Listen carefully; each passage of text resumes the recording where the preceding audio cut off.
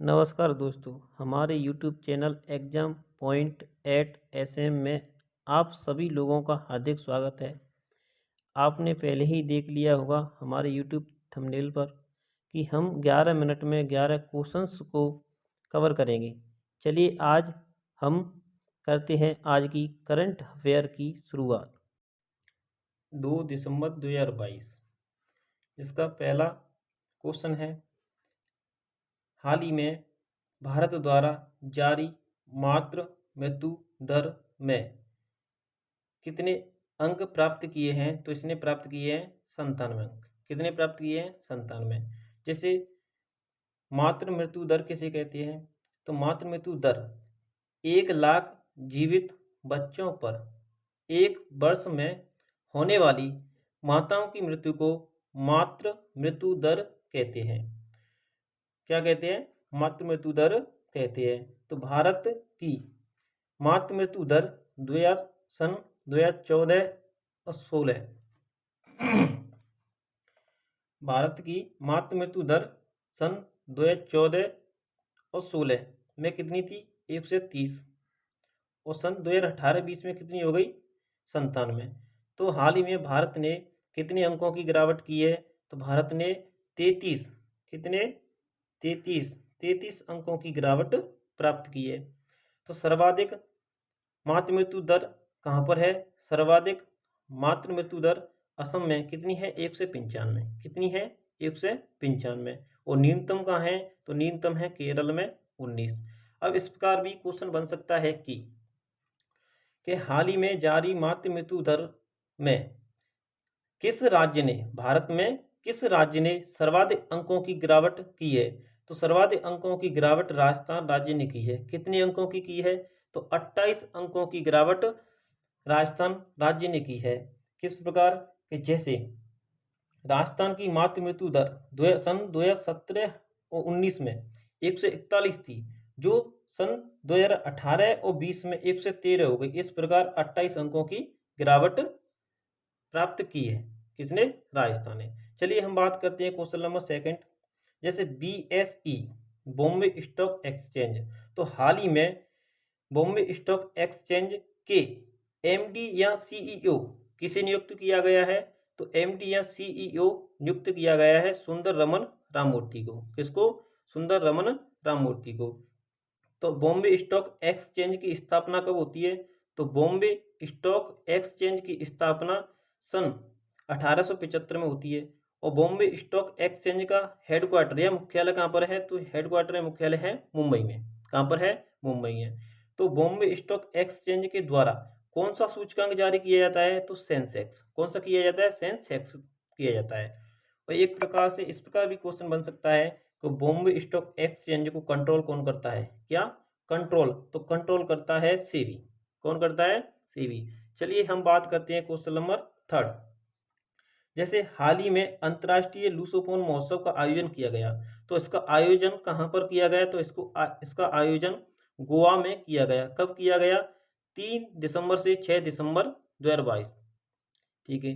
किसके द्वारा किया जाता है? तो यह किया जाता है विदेश मंत्रालय और भारतीय सांस्कृतिक संबंध परिषद के द्वारा। किस उद्देश्य से किया जाता है? तो अंतर्राष्ट्रीय लूसोफोन महोत्सव का उद्देश्य संस्कृति का प्रसार करना है। क्या है? संस्कृति का प्रसार करना है। जैसे लूसोफोन क्या होता है? तो पुर्तगाली भाषा बोलने वाले देशों का समूह लूसोफोन कहलाता है। क्या कहलाता है? पुर्तगाली भाषा बोलने वाले देशों का समूह लूसोफोन कहलाता है। चलिए हम बात करते हैं क्वेश्चन नंबर फोर्थ। जैसे हाल ही में G20 शिखर सम्मेलन का आयोजन कहाँ पर किया जाएगा? तो इंडिया में किया जाएगा 2023 में। और इंडिया में किया जाएगा, वह कौन से नंबर का है? 18वें नंबर का है, नई दिल्ली, इंडिया में। तो G20 शिखर सम्मेलन की स्थापना कब हुई थी? तो G20 शिखर सम्मेलन की स्थापना 1999 में हुई थी। और G20 शिखर सम्मेलन का हेडक्वार्टर, आपसे हेडक्वार्टर या मुख्यालय पूछे तो इसका हेडक्वार्टर या मुख्यालय कहीं पर भी नहीं है। इसका हेडक्वार्टर या मुख्यालय कहीं पर भी नहीं है। G20 शिखर सम्मेलन है वो विकसित या विकासशील देशों का समूह है। क्या है? विकसित या विकासशील विकासशील देशों का समूह है। तो हाल ही में 17वीं G20 शिखर सम्मेलन की 17वीं बैठक कहाँ पर की गई थी? 17वीं बैठक की गई थी बाली, इंडोनेशिया में 2022 में। चलिए हम बात करते हैं क्वेश्चन नंबर 5।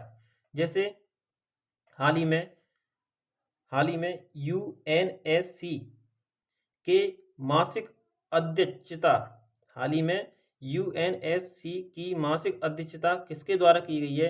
तो इसकी मासिक अध्यक्षता रुचिरा कंबोज के द्वारा की गई है दिसंबर माह के लिए।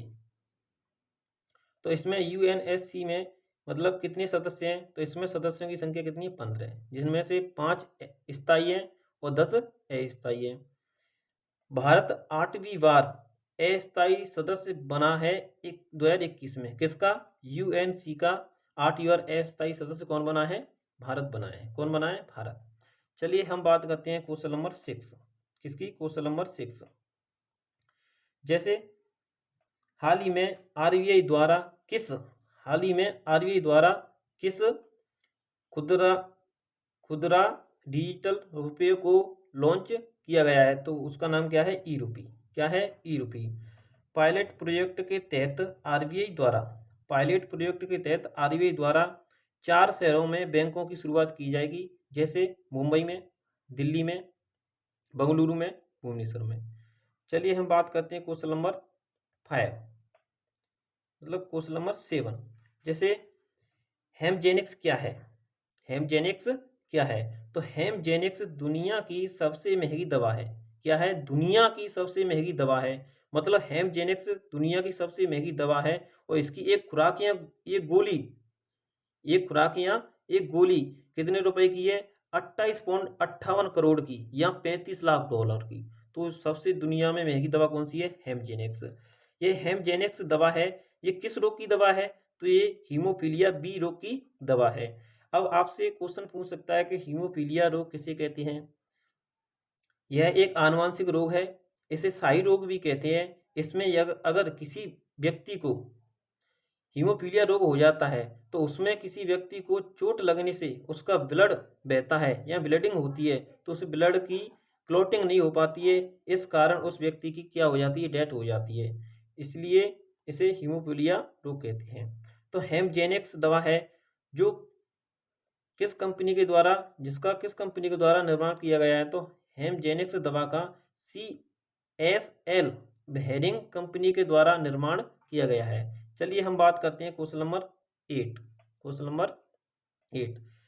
जैसे हाल ही में व्यापार उत्कृष्टता पुरस्कार 2022 का समारोह किया गया है, जिसमें सर्वोत्तम प्रौद्योगिकी पहल पुरस्कार किस प्लेटफॉर्म को दिया गया है? तो किसको दिया गया है? मंथन प्लेटफॉर्म को दिया गया है। अब हम बात करते हैं क्वेश्चन नंबर 9। जैसे हाल ही में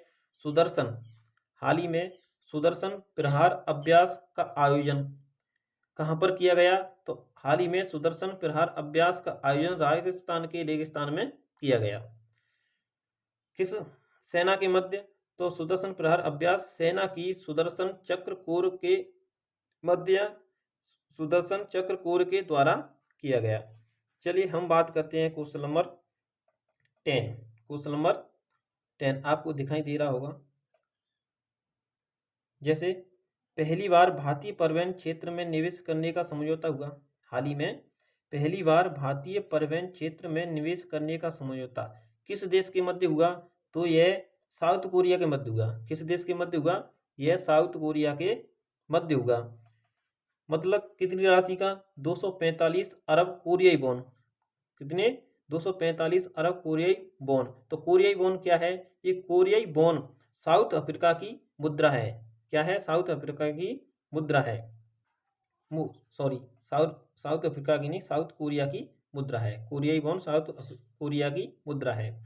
जैसे किस उद्देश्य के लिए किया गया? तो इसका उद्देश्य है जैसे नागपुर मुंबई एक्सप्रेस वे पर टोल कलेक्शन को बेहतर बनाने के लिए। किसके लिए? टोल कलेक्शन को बेहतर बनाने के लिए। अब बात करते हैं हम साउथ कोरिया का फंड है एक। क्या है? साउथ कोरिया का फंड। तो उस फंड का नाम क्या है? तो साउथ कोरिया के फंड का नाम है आर्थिक विकास सहयोग कोष, EDCF। चलिए हम बात करते हैं अंतिम क्वेश्चन या 11th क्वेश्चन की। जैसे हाल ही में सीमा सुरक्षा बल BSF ने 1 दिसंबर 2022 को अपना कौन सा स्थापना दिवस मनाया? तो अपना स्थापना दिवस मनाया 58वां। कौन सा मनाया? 58वां। अगर दोस्तों आपको यह वीडियो अच्छी लगे तो कमेंट बॉक्स में कमेंट करिए और बताइए वीडियो कैसी लगी। लाइक करें, कमेंट करें और शेयर करें। Thank you.